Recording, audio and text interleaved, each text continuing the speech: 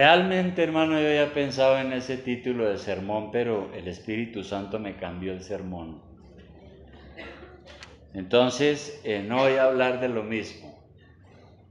Pero hoy es el último domingo del énfasis sobre mayordomía. Yo espero, hermanos, que aunque sea una vez al año que hablamos de mayordomía, estos estudios le hayan servido mucho y usted pues tenga una noción más clara de ese compromiso que todos tenemos como mayordomos de Dios en este mundo. Ahora, hermano,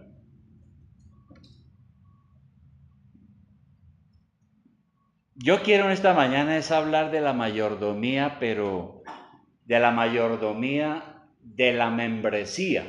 Alguna vez hablé de eso y vamos a ver qué es eso. Yo soy responsable delante de Dios como miembro de una iglesia, ya esta u otra.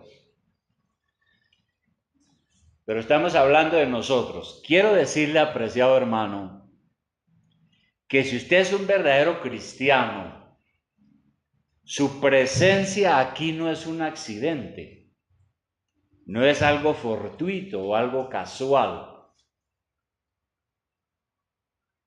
Es decir, no es que usted andaba por ahí de repente dijo, encontró por ahí en el directorio, en la página web, o alguien le dijo, ahí en la autopista hay una iglesia, y entonces por pura casualidad usted vino acá.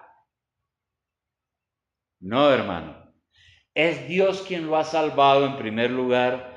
Además lo ha llamado a pertenecer a la iglesia. Y Dios le ha dado un puesto aquí. No olvide eso. Dios le ha dado un puesto aquí, en esta iglesia, mientras usted esté aquí. Por esa razón, hermano, quisiera que abriéramos la epístola a los Efesios en el capítulo 4. Epístola a los Efesios, capítulo 4. Efesios capítulo 4, versículo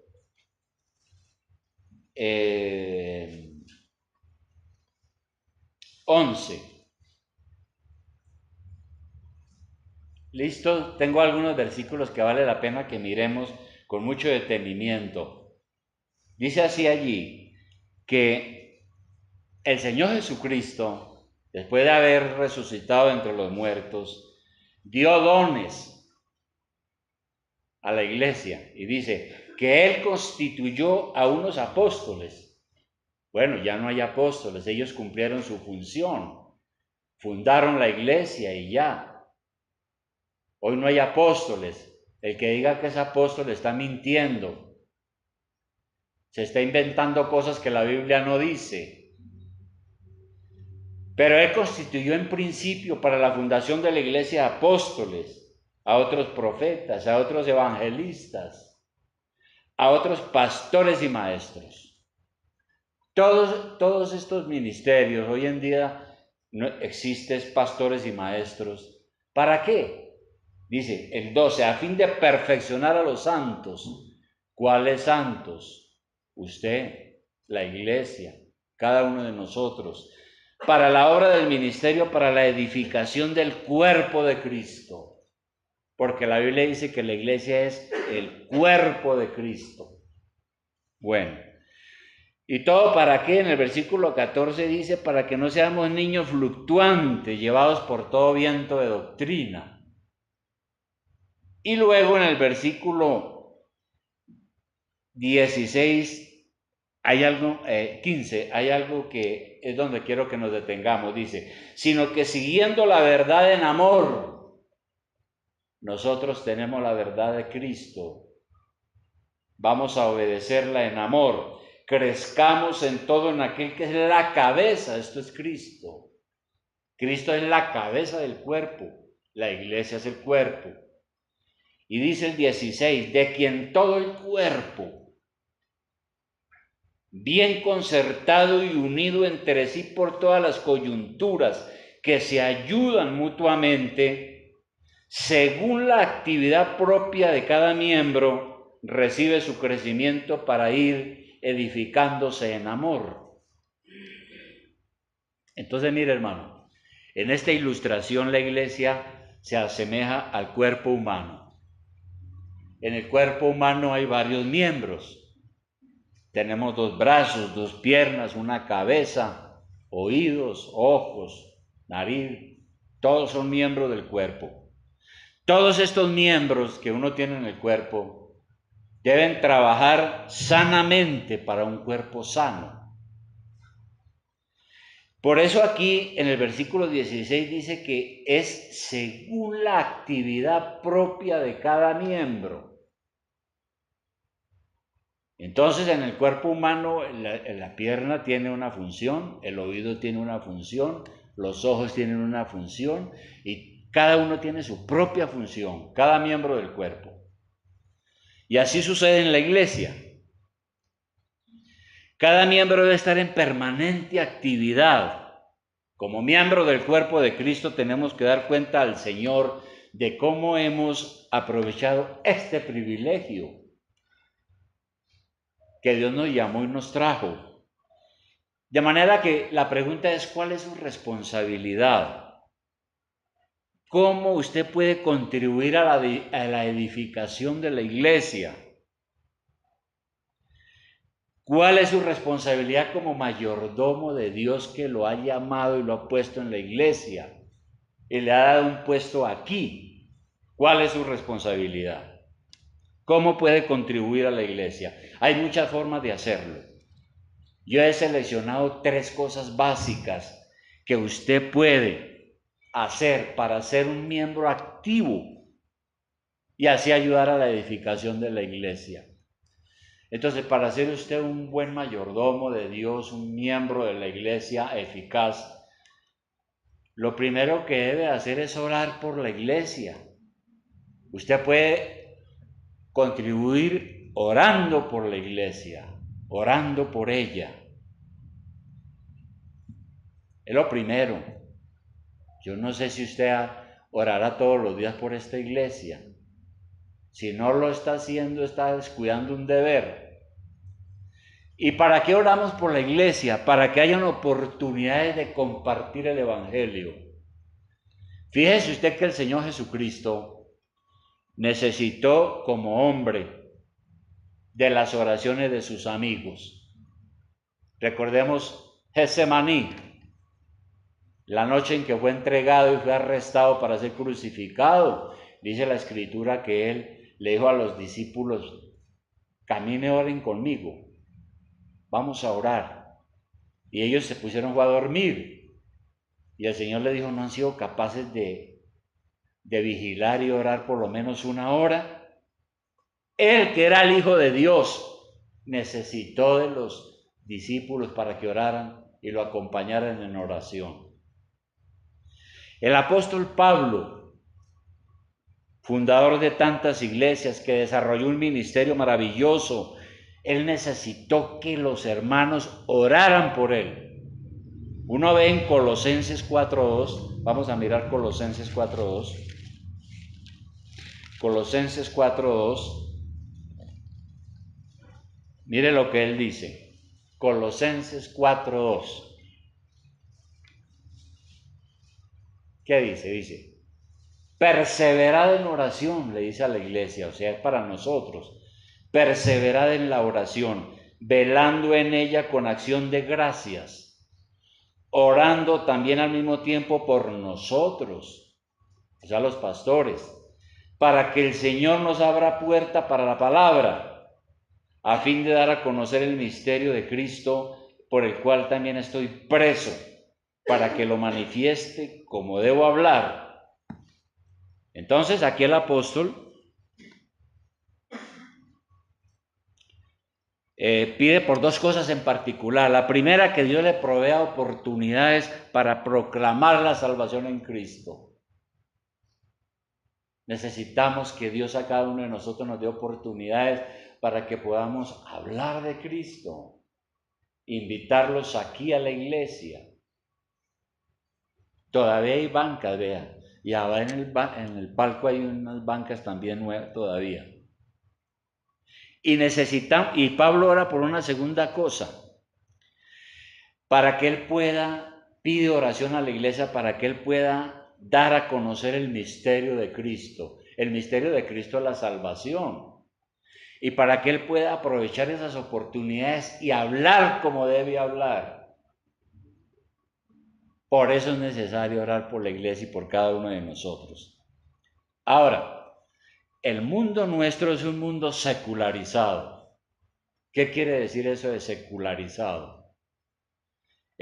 Quiere decir que es un mundo, la mayoría de la gente vive como si Dios no existiera. Pareciera que cada día que pasa, las cosas de Dios, las cosas religiosas no son importantes en la vida de las personas. La gente está interesada en su trabajo, en cómo hacer plata, cómo pasear, cómo hacer mil cosas, pero en Dios no. ¿Y eso por qué? Porque es que nuestra sociedad está dominada por el materialismo, por el placer terrenal, y la humanidad tiene otros intereses. Así que proclamar a Cristo es difícil. No es fácil hablar del Señor y del Evangelio en un mundo así, que no le importa, no le interesa. Y es por esto, hermano, que necesitamos orar, porque solo Dios puede abrir los corazones. Solo Dios puede ordenar las circunstancias para que nos sean favorables. Cada uno aquí en la iglesia necesitamos de las oraciones de los demás. Yo necesito de las oraciones de todos ustedes. Y yo creo que ustedes necesitan de mis oraciones también. Necesitamos de las oraciones los unos por los otros. Es más, cuando una persona se convierte a Dios, detrás de ella han habido muchas oraciones de personas que han clamado a Dios para que tenga misericordia de esa persona. Un día eso lo hicieron por mí y creo que lo van a hacer por usted y lo han hecho por usted. Entonces, ore por la iglesia, hermano. Si quiere ser un mayordomo, un miembro fiel, para que haya oportunidades de compartir el Evangelio y también para que seamos protegidos del mal. Segunda de Tesalonicenses 3:1. Segunda de Tesalonicenses 3:1. Aquí Pablo da otra enseñanza. Segunda de Tesalonicenses 3:1. Dice lo siguiente el apóstol, dice: por lo demás, porque él les ha estado hablando de varias cosas, ¿no? Por lo demás, hermanos, orad por nosotros otra vez. Pide oración, para que la palabra del Señor corra y sea glorificada, así como lo fue entre vosotros, y para que seamos librados de hombres perversos y malos, porque no es de todos la fe. Entonces, Pablo pide a los hermanos que oren para que la palabra de Dios sea predicada y fluya libremente sin obstáculos. Porque la palabra del Señor es glorificada cuando las personas creen en el Evangelio, el Espíritu Santo los salva y son transformadas. Ahora, en este trabajo hay gente que es enemiga del Evangelio. Hay gente que es abiertamente hostil al Evangelio. Pablo fue perseguido principalmente por los judíos. Los judíos decían que ellos creían en Dios, pero no tenían la fe salvadora ni la fe verdadera. Y cuando uno lee el Hechos de los Apóstoles y lee las epístolas, uno se da cuenta que Pablo desarrolló su pastorado, su obra misionera en medio de gran oposición. Y hubo regiones donde lo que hicieron fue matar.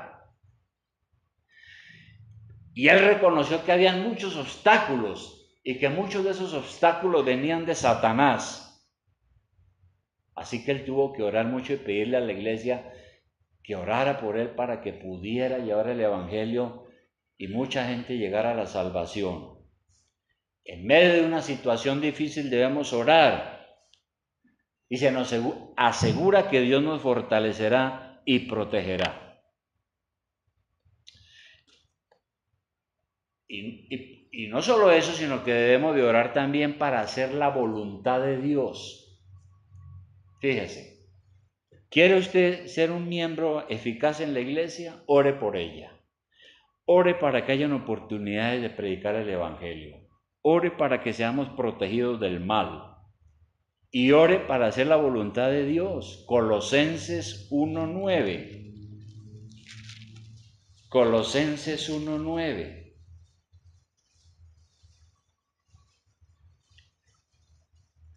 Vamos a ver qué dice aquí Pablo en su carta. Dice, por lo cual también nosotros, Colosenses 1:9, dice Pablo, por lo cual también nosotros, desde el día que lo oímos, no cesamos de orar por vosotros y de pedir que seáis llenos del conocimiento de su voluntad, en toda sabiduría e inteligencia espiritual. Entonces Pablo ora por dos cosas para la iglesia. Una, para que la iglesia tenga un mayor conocimiento de Dios. Y para eso tenemos que ir a la Biblia, porque la Biblia es la palabra de Dios que nos saca de la ignorancia. Y cuando el Espíritu Santo nos ayuda y nos abre los ojos y leemos la palabra, entonces empezamos a salir del error y de la ignorancia. Cuando recordamos nuestra vida pasada, entonces nos damos cuenta de cómo éramos de ciegos. Y empezamos a darle gracias al Señor por esto. Y una segunda cosa por la que Pablo pide oración es para que tengamos un mayor conocimiento de la voluntad de Dios. En otras palabras, para que sepamos qué es lo que Dios quiere de nosotros. Necesitamos entonces orar para que Dios nos dé sabiduría e inteligencia espiritual.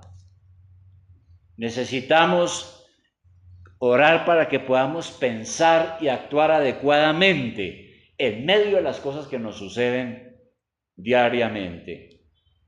Uno necesita inteligencia para entender cada situación que se le presenta, sabiduría para saber cómo proceder. Porque si Dios no está ayudando, nos vamos a terminar haciendo lo equivocado y cometiendo errores. Bien, entonces esa es la primera cosa. Hay que orar, hermano, para las oportunidades del Evangelio, para que Dios nos cuide del mal, para hacer la voluntad de Dios, para hacer lo que Dios quiere, como personas y como iglesia. En segundo lugar, hermano, ¿quiere usted ser un mayordomo bueno, un miembro eficaz? Además de orar, debe ministrar con sus dones. Primera de Pedro 4. Primera de Pedro 4, versículo 10. Primera carta del apóstol Pedro, capítulo 4, versículo 10. ¿Sí? Esto es para cada uno de nosotros. Aquí hay unas palabras que son dirigidas a la iglesia. ¿Y qué le dice el apóstol a la iglesia? Es decir, a usted y a mí. Dice, cada uno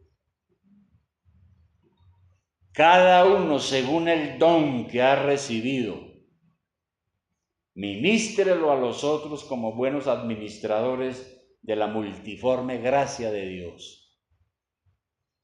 ¿No? ¿Eso qué quiere decir? Como buenos administradores debemos poner al servicio de la iglesia los dones que Dios nos ha dado. ¿Y qué es eso de dones? Son las capacidades que Dios le ha dado a usted por ser un verdadero hijo de Dios, porque usted ha recibido el Espíritu Santo y al menos un don tiene. Cuando uno llega a la iglesia, el Señor lo capacita para poder servir con los dones, con las capacidades del Espíritu Santo. Entonces, la palabra de Dios nos guía para saber cuáles son los dones que Dios nos ha dado. Y si por lo menos uno tiene un don en la iglesia, entonces nadie es un inútil. Todos los miembros deben estar en actividad. Y para entender ese asunto de los dones, nosotros tenemos que tener en cuenta algunas cosas importantes sobre eso. Sobre esto de los dones. Hay dones que permanecen y hay dones que se acabaron. Hay dones que son permanentes y hay dones que fueron temporales. ¿Cuáles son los dones que permanecen y que Dios le puede dar a usted? Están en Romanos 12, 4, 8. Romanos 12, 4, 8.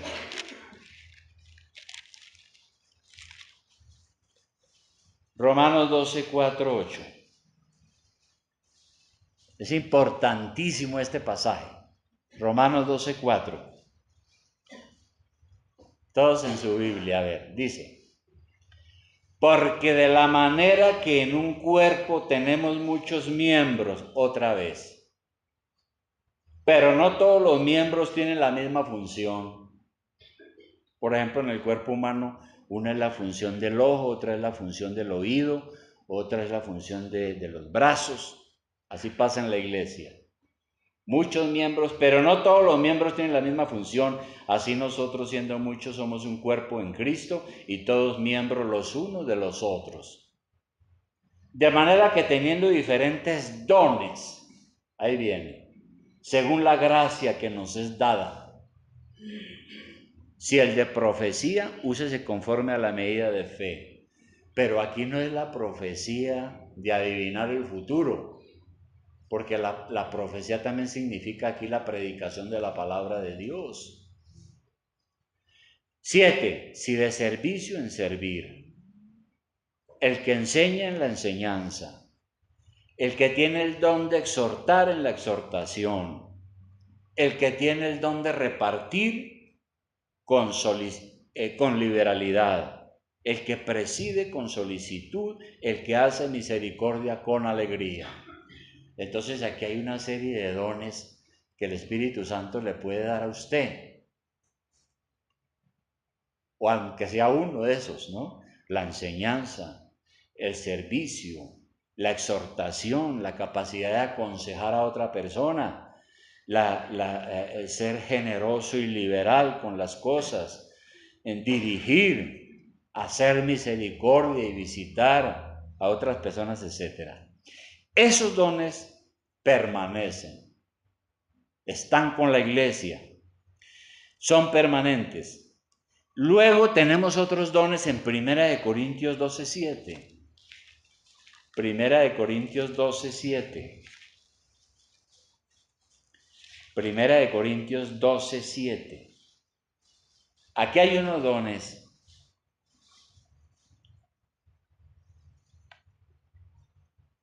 Vamos a leerlo, dice así, 1 Corintios 12:7 dice: pero a cada uno en la iglesia le es dada la manifestación del Espíritu para provecho de la iglesia. Porque a este que está sentado por ahí en la banca, no sé dónde, le es dada por el Espíritu palabra de sabiduría. A otro palabra de ciencia, según el mismo Espíritu, el Espíritu Santo, ¿no?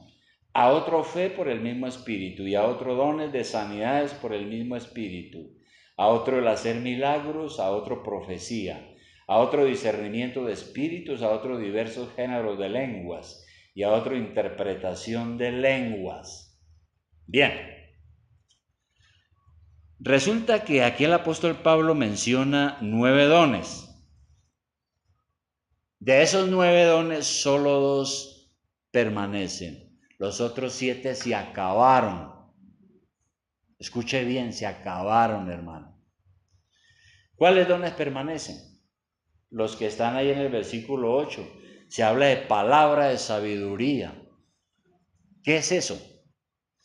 La palabra de sabiduría es la capacidad que se tiene para tomar la palabra de Dios y poder aplicarla a la vida práctica, ¿no? O ayudar a otro a que aplique la palabra de Dios a su problema.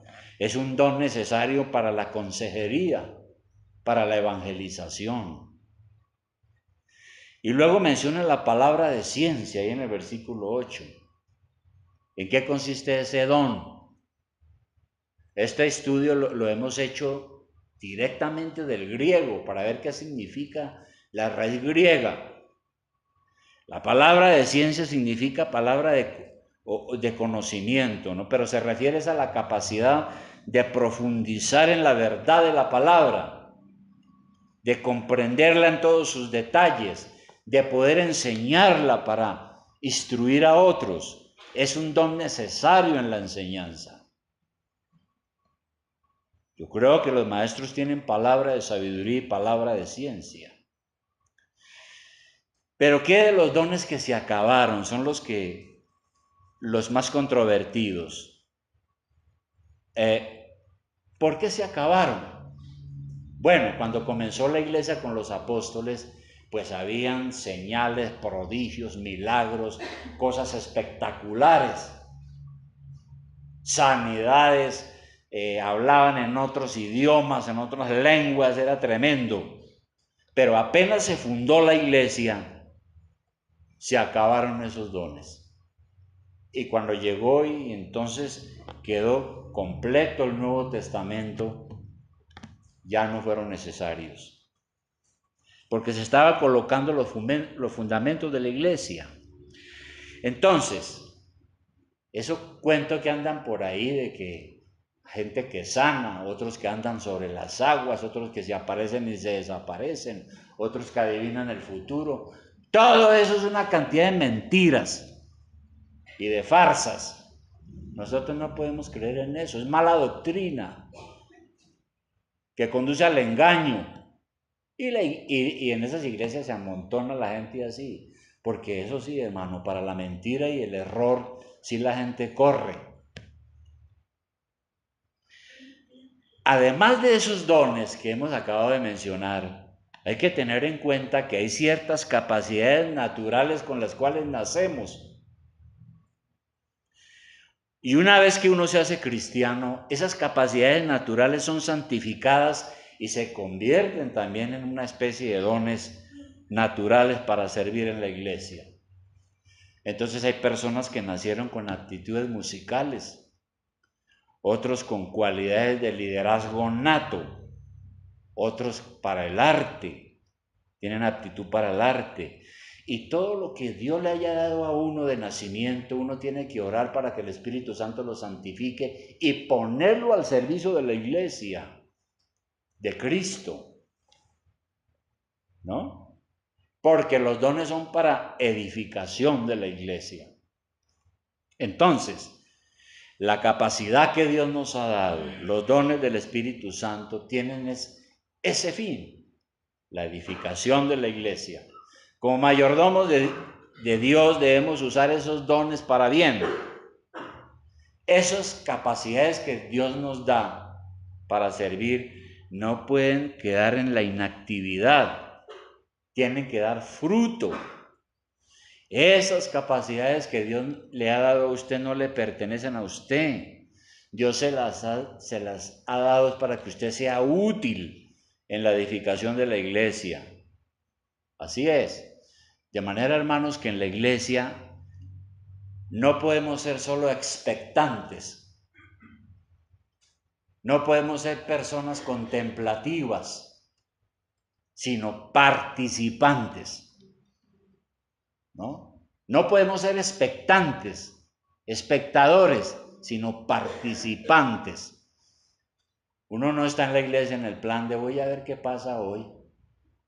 Y va y llega, se sienta, saluda a unos pocos y sale corriendo para la casa a hacer las cosas, pero ¿cuál es su actividad como miembro del cuerpo de Cristo?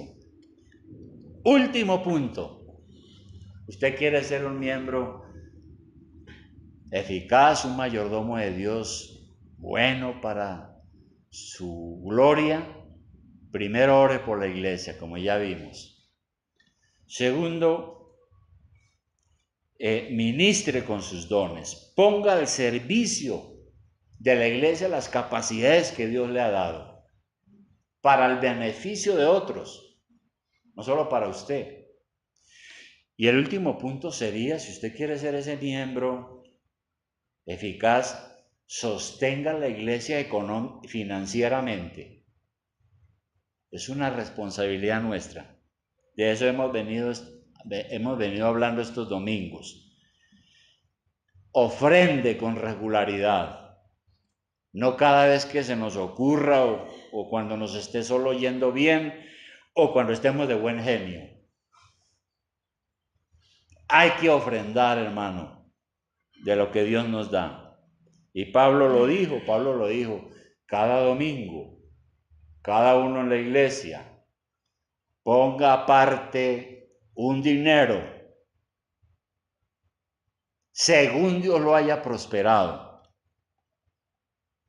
Nosotros tenemos que escuchar esa regla, disciplinarnos, de manera que podamos hacer lo que Dios manda y no andar con cuentos, no que es que yo no tengo, que no sé qué, que soy muy pobre, que me ha ido muy mal, que los negocios, que no sé cuándo, y no tengo y nunca da un centavo. Eso no es cierto. Dios está viendo su corazón. Se debe ofrendar de todo lo que Dios le provee a usted, sea poco, sea mucho. Y hay que ofrendar a la iglesia para suplir las necesidades de la iglesia. Usted tiene necesidades que suplir, ¿no? Pues la obra de Dios también tiene necesidades. Y Dios se inventó, para poner un término popular, la ofrenda como la solución a los problemas económicos de su iglesia. Dios instituyó la ofrenda. La ofrenda Dios la instituyó, la creó para la solución de los problemas financieros de su iglesia. Dios va a prosperar las ofrendas y va a prosperar a quienes dan con corazón sincero. Hay un autor de un libro, ha escrito varios libros, es un hombre, un erudito de las escrituras, que se llama Arthur Pink. Y él dijo lo siguiente: los libros de él son unos tomos así, es un maestro de la escritura, pastor. Él dijo lo siguiente, dijo, donde se practica el diezmo, en el caso de los que entienden este asunto del diezmo, donde se practica el diezmo, está hablando de la iglesia, donde se practica el diezmo nunca habrá la necesidad de endeudarse. Entonces hay iglesias que deben el púlpito, deben los servicios de la luz, deben el piano, se está cayendo el edificio y entonces para la pintura piden prestado. Este hermano dice, donde la gente ofrende a sus diezmos, nunca la iglesia tendrá que endeudarse. ¿Por qué? Porque el diezmo es lo que Dios ha establecido como la solución para las necesidades de su obra. Eso es. Así que cuando una iglesia tiene problemas financieros, dice este hermano, se debe a que la gente no diezma. No se debe a que son pobres, sino a que no diezman, son amarrados, tacaños, mezquinos, irresponsables, faltos de fe y todo ese asunto. Y un último punto, hermano, es confiar en las promesas de Dios. Es verdad que está prohibido tentar a Dios para probarlo, ¿no? Está prohibido eso, ¿no? Uno no puede tentar a Dios. Cuando yo comencé la vida cristiana, el mismo Satanás me tentó para que yo tentara a Dios a ver si sí existía y a ver si lo que yo le pedía me lo daba. Hasta que entendí que eso era pecado. Pero recordemos que el diablo llevó al Señor al desierto a tentarlo. En Mateo 4:6 hay una cosa interesante ahí, ya terminando. Mateo 4:6. Tuvo varias tentaciones el Señor Jesucristo. en su ayuno de 40 días en el desierto. Pero aquí en 4:6, una de las tentaciones fue esta, mire, vamos a leerla.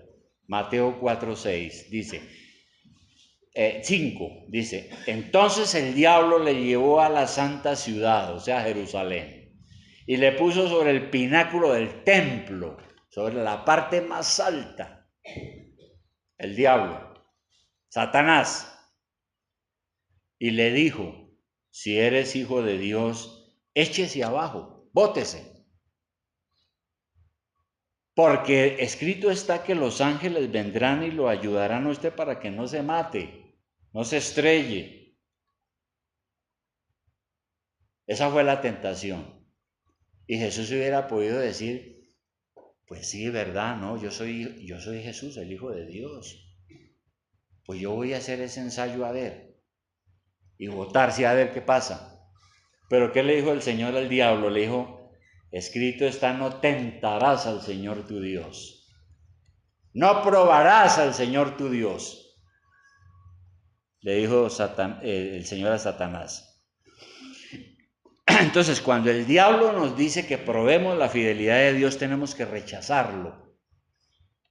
Pero cuando es Dios mismo quien nos dice que lo probemos, entonces ahí sí lo podemos obedecer.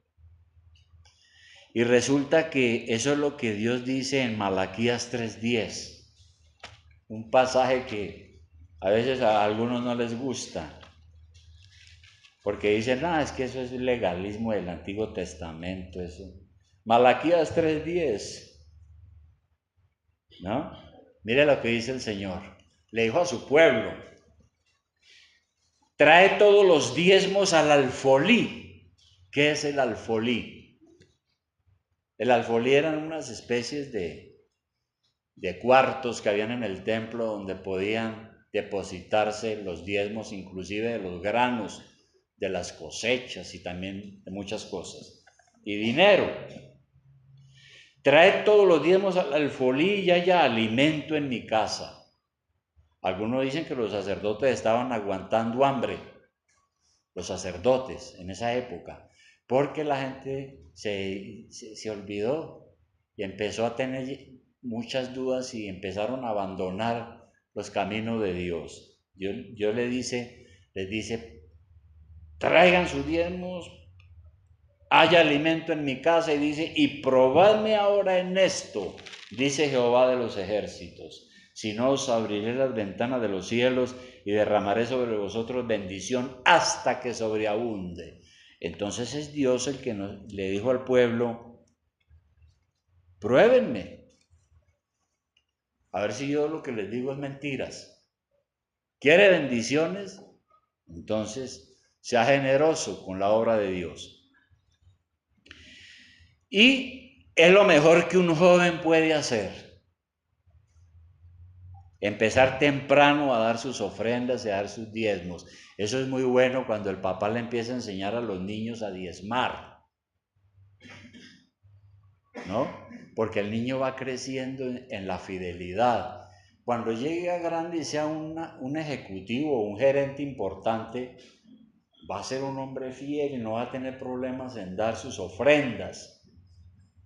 Pero si a nosotros nos han levantado en la tacañería, hermano, y nos han enseñado que la iglesia vale 5 centavos, pues hermano, uno se levanta así. Después tiene que a punta de mucho estudio y de experiencia aprender esto. Entonces, eso es muy bueno que los padres le enseñen a los hijos. Eso les ayuda a madurar su carácter, a crecer en Dios, a ser responsables. Y hermano, voy a repetir, para terminar ahora sí, voy a repetir algo que hace unos años enfureció a unos. Hace unos años, ya como más de 10, dije algo aquí que enfureció a unos que estaban aquí. Ya no están, gracias a Dios. Yo dije lo siguiente, lo voy a repetir. Y se lo dije a los jóvenes, o sea, a los hijos. Miren, apreciados jóvenes, ustedes están al punto de empezar a probar estas bendiciones. Cuando nos hacemos viejos, nos volvemos rebeldes y tercos. Por su parte, usted que está joven, empiece a diezmar. Dios abrirá las puertas del cielo y derramará bendiciones sobre usted. Le dije a los jóvenes. Y si usted ha visto un mal ejemplo de sus mayores, no siga ese mal ejemplo, sino confíe en Dios. Yo no sé por qué eso enfureció tanto a algunos aquí. Al final ni se despidieron.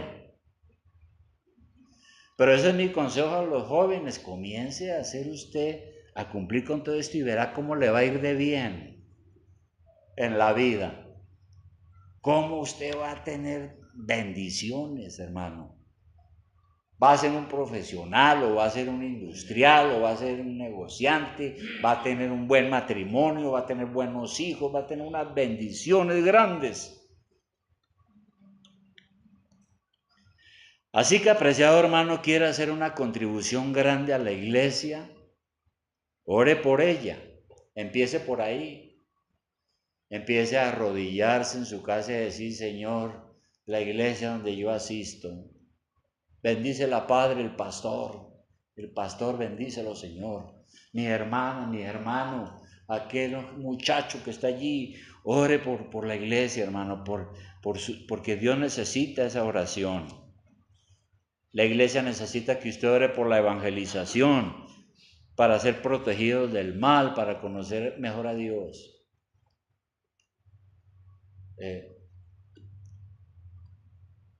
Yo, hermano, quiero decirle, hermano, y lo digo no por vanagloria ni por nada, pero hace muchos años, todos los domingos yo me levanto a las 5 de la mañana. Pregúntale a mi esposa.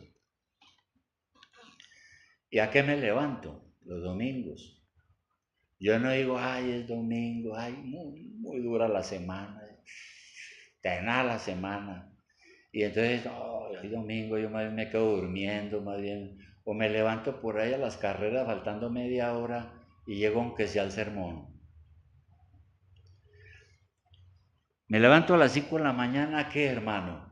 A pedir al Señor por este culto, porque Dios bendiga este culto, porque Dios me ayude a predicar y a no perder el tiempo aquí, para que lo que yo diga sea lo que Él quiere que diga, para que la iglesia sea edificada, para que la iglesia aprenda y aproveche la palabra de Dios. Sin falta lo hago, hermano, desde hace mucho tiempo. Entonces yo le digo: ore usted por la iglesia. Como miembro, usted está sirviendo a la iglesia con sus dones. Recordemos lo que leímos del cuerpo. El cuerpo crece sano según la actividad propia de cada miembro. ¿Usted está sirviendo con esos dones? ¿Usted es una persona expectante o participante? ¿Sus dones están siendo puestos al servicio de la iglesia? Es lo que hay que preguntarnos, porque es que Dios nos manda esas cosas. ¿Cómo está contribuyendo usted con sus ofrendas? También es otro punto importante. La iglesia es la obra de Dios en el mundo. Por tanto, su responsabilidad es sostener la obra de Dios financieramente.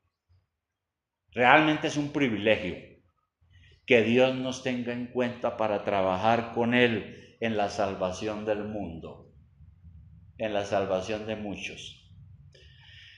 Así que, hermanos, si usted examina su vida y usted se da cuenta que no está funcionando al 100% en todo esto, en la oración, en su función en la iglesia y todo esto, si está funcionando a medias, pues así no puede ser un mayordomo responsable. ¿Qué va a hacer? Usted puede seguir así, si es el caso suyo, yo no sé. Pero si usted se da cuenta de esa falla, sepa que Dios puede cambiarlo. Si usted tiene un propósito sincero de servir a Él con toda su vida, seguramente el Señor le va a oír. Es una oración que Dios va a oír. Cuando uno le dice, Señor, yo quiero servirte, quiero serte útil antes de que me muera. Por favor, Padre, ¿en qué puedo servirte en la iglesia? ¿Cómo puedo servir a mis hermanos? Y si usted es sincero y hace ese propósito de ahora en adelante y le pide al Señor, Dios lo va a bendecir, hermano. Y me cuenta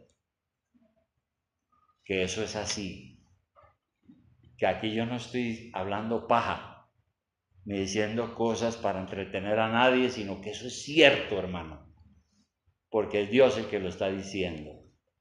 Vamos a orar.